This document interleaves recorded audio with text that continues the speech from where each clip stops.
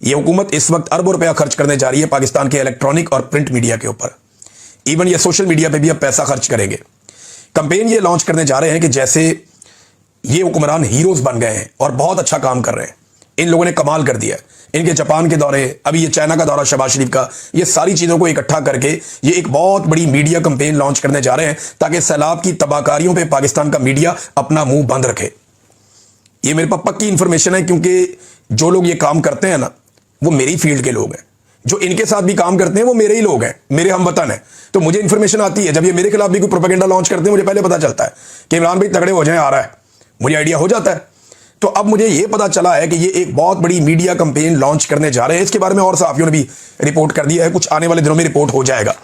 मेरी पाकिस्तान के जो डिजिटल मीडिया के हमारे सहाफ़ी हैं, जो इस वक्त पाकिस्तान के तमाम मीडिया पर हावी हैं और वो बढ़ चढ़ के काम कर रहे हैं अपनी जान खतरे में डालकर, मेरी उनसे गुजारिश है, सोशल मीडिया के जो वॉरियर्स हैं, मेरी उनसे गुजारिश है और साफ साफ मैं आपको बताऊंगा कि आपने इंतहाई महदूद वसाइल में इनका प्रोपेगेंडा आपने बेनकाब करना है, इनका आपने मुकाबला करना है।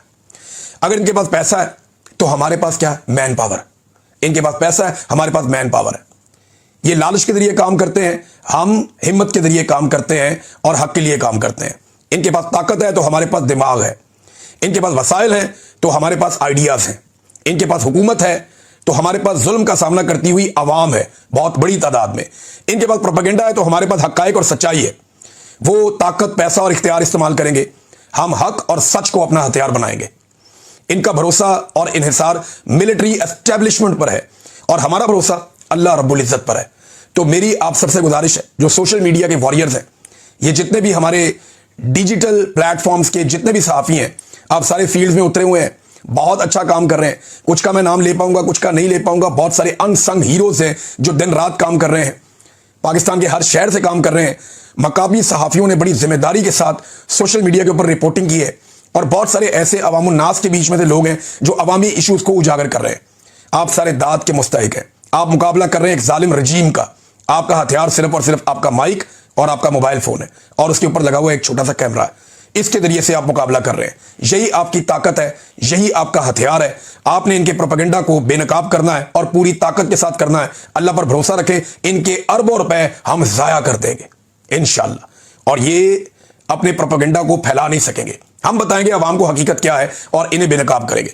नाज़रीन, इमरान खान साहब का केस जो अडियाला जेल में लगना था, तो शखाना 2 एक मरतबा फिर उसकी समाअत आज मुलतवी हो गई। क्यों मुलतवी हो गई? सादी बात है कि इमरान खान साहब आसिम मुनीर साहब पे तनकीद करते हैं और आसिम मुनीर साहब को प्रॉब्लम यह है कि उनकी एक्सटेंशन के मामला डिस्कस हो जाते हैं जिस दिन इमरान खान साहब का अंदर से कोई बयान आता है।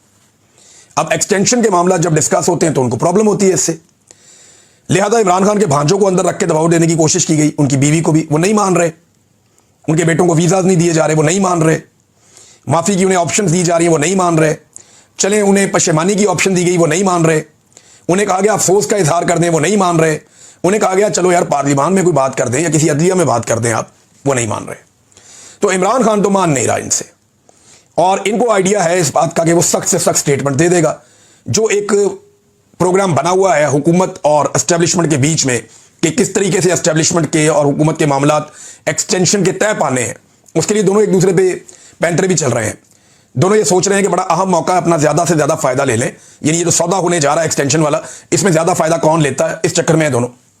तो ये हमेशा होता है, ये पहली दफ़ा नहीं हो रहा, ये कोई अपने दिल पे ना ले ले, ये पाकिस्तान में हमेशा होता है, ये आइंदा भी होता रहेगा अगर इस सिलसिले को ना रोका गया तो इमरान खान साहब का केस इसलिए मुलतवी कर दिया गया, उसका सामना कोई नहीं कर सकता। पिछली मरतबा बताया था उनकी फैमिली ने कि इनकी इमरान खान साहब की आंख में प्रॉब्लम है, डॉक्टर तक उन्हें एक्सेस नहीं दी जा रही। ये वो आदमी है जिसने अपनी ज़िंदगी का एक बड़ा हिस्सा लोगों के इलाज के ऊपर लगाया था। शहबाज शरीफ ने एक दावा किया, नाज़रीन वीलॉग के आखिर में वो दावा आपके सामने रख देता हूँ कि मेरी हुकूमत में करप्शन का एक भी इल्ज़ाम नहीं लगा।